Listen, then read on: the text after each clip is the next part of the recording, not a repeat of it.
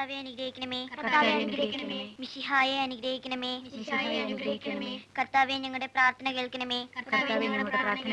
മിശിഹായെ ഞങ്ങളുടെ പ്രാർത്ഥന കേൾക്കണമേ. ആകാശങ്ങളിരിക്കുന്ന ബാവ തമ്പുരാനെ, ഭൂലോക രക്ഷിതാവായ പുത്രൻ തമ്പുരാനെ, കൂഷ തമ്പുരാനെ,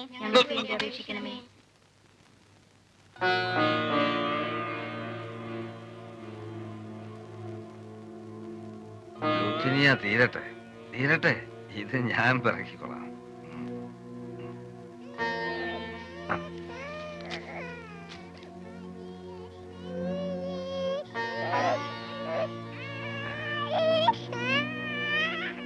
മോനുകുട്ടാ,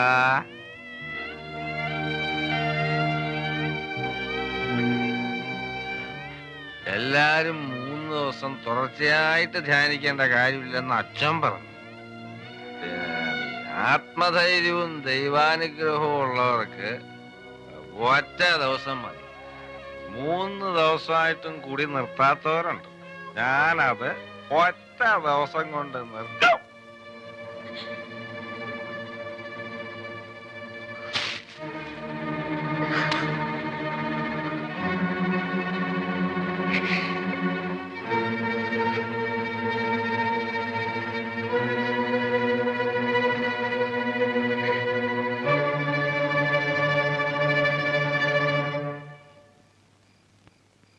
റോണിക്കുട്ടാ,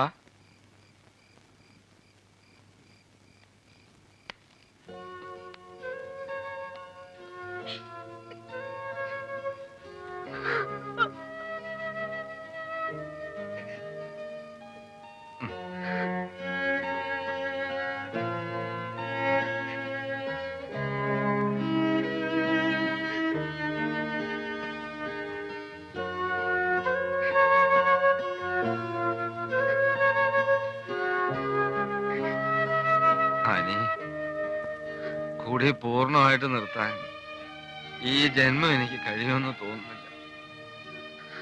ഞാൻ വേണേ കുറയ്ക്കാം, ഒരുപാട് കുറയ്ക്കാം. പക്ഷെ മുഴുവൻ നിർത്തുക എന്ന് പറഞ്ഞാൽ എനിക്ക് പറ്റുന്നില്ല. അനി, നിനക്കറിയാലോ, ചുമ്മാ ഒരു രസത്തിന് തുടങ്ങിയതാ. ഇപ്പൊ ഇതില്ലാണ്ട് വയ്യ. ആനി, നീ ഇങ്ങനെ കരഞ്ഞ് മക്കളുടെ മുമ്പിൽ വെച്ച് എന്നെ അവമാനിക്കല്ലേ ആനി? മക്കളുടെ മുമ്പിൽ അപ്പം മഹാനാണെന്ന് വേണമെങ്കിൽ പറയാം. മതിയോ മതിയോ ജോണി?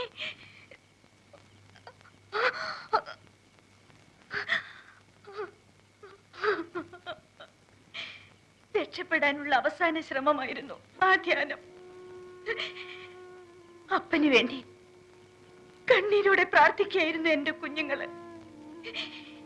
ഇത്തവണയെങ്കിലും ഇത് നിൽക്കും. എന്റെ കുഞ്ഞുങ്ങൾക്കൊരു കിടപ്പാടും ഉണ്ടാവുമെന്ന് ഞാൻ പ്രതീക്ഷിച്ചു പോയല്ലോ എന്റെ കർത്താവേ. വേണ്ട, എനിക്കൊന്നും കേൾക്കണ്ട. ചന്ത പെണ്ണുങ്ങൾക്ക് പോലും സന്ധ്യ കഴിയണം. പക്ഷേ ഡ്രൈവർ ജോണിയുടെ വീട്ടിൽ പകലുമാകാം. ജോണിയുടെ വീട്ടിലെ അവസ്ഥ നടക്കൂ, അതെല്ലാവർക്കും അറിയാം. അവനും അറിയാം. അവനോ? ഏവൻ, നീ എന്താ നീ പറയണേ? കഞ്ഞി വിളമ്പ. ആർക്കറിയാമെന്നാ പറഞ്ഞേ? ഡ്രൈവർ ജോണിയുടെ വീട്ടിൽ എന്ത് നടക്കുമെന്നാ പറഞ്ഞേ? ആരാ അവിടെ വന്നേ? കേശവൻ.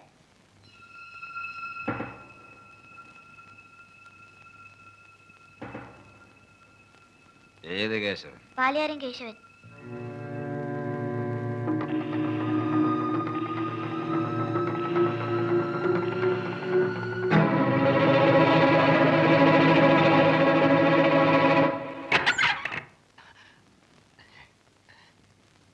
ഇതാര്? ജോണിച്ചനോ? എന്താ ആ സമയത്ത്? നിന്റെ പെണ്ണുമ്പിള്ള എവിടാ? ജോണിച്ച,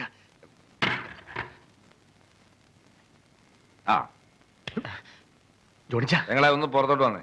മക്കളെ കൂടെ വിളിച്ചോ. എന്താ ഇത്? നിന്റെ തന്ത എന്തേടാ? മൂത്ത കറവക്കാരൻ. എന്താ കുഞ്ഞെ? എല്ലാരെയും കൂടെ സൗകര്യത്തിനൊന്ന് കാണാൻ വന്നതാ. നിങ്ങളെ ഇറങ്ങി വന്നേ. ജോണിച്ച, ജോണിച്ചൻ ഇത്തിരി കൂടിയിട്ടുണ്ട്. താനിങ് വന്നേ, ഞാനൊന്ന് പറയട്ടെ. എടി പിള്ളേരെ കൂടെ അകത്ത് പോയേ. പറയട്ടെ. നിങ്ങൾ ഇത്തിരി സംസാരിക്കാനുണ്ടോ? മാറാ അവിടുന്ന്. ഞാൻ ഇല്ലാതിരുന്ന നേരത്ത്, അതും പട്ടാപ്പകല്, ഇവൻ എന്റെ വീട്ടിൽ കയറി വന്ന് എന്റെ ഭാര്യയെ പിടിച്ചു. എന്റെ മക്കള് തക്ക സമയത്ത് വന്നതുകൊണ്ട് അവള് രക്ഷപ്പെട്ടു. വേണേ രഹസ്യമായിട്ട് 2 തന്ന് നിന്റെ കണക്ക് തീർക്കാം. പക്ഷേ എന്റെ മക്കളുടെ മുമ്പില് എനിക്കും എന്റെ ഭാര്യയ്ക്കും ഉണ്ടായ അവമാനം തീരണമെങ്കിൽ നിന്റെ ഭാര്യയുടെയും മക്കളുടെയും മുമ്പിൽ നീ നാണം കെടണം. പൊട്ടി.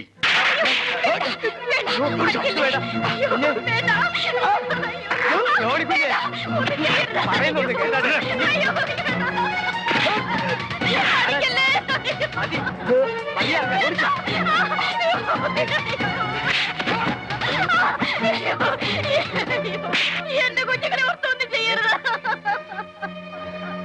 ഇപ്പൊ ഇത്രയേ ഉള്ളൂ. ഇനി ഇത് ആവർത്തിച്ചാ കഴുത്തിയാൻ വെട്ടിക്കൊണ്ടുപോകും. പറഞ്ഞേ.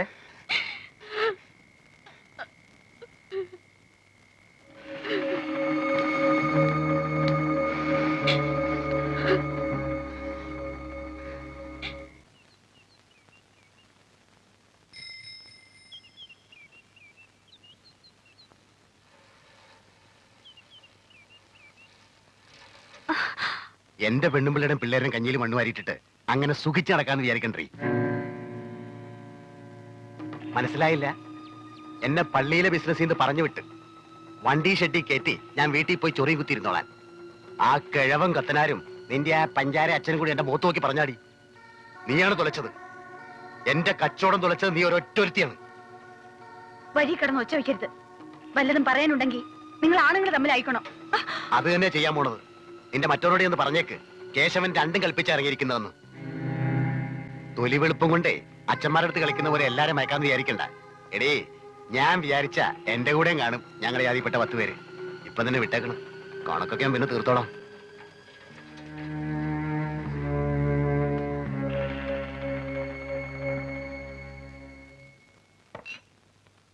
ഒരരയും 2 സോഡായി എളുപ്പം ഇങ്ങട്.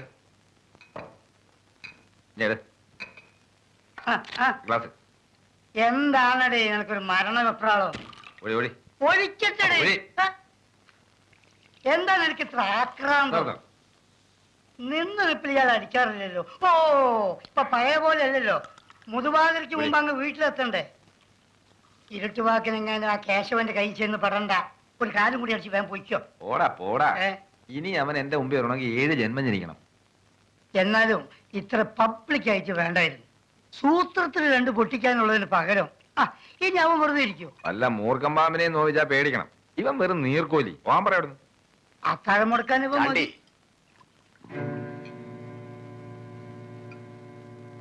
2 കാലട്, ഒരു സോഡയും.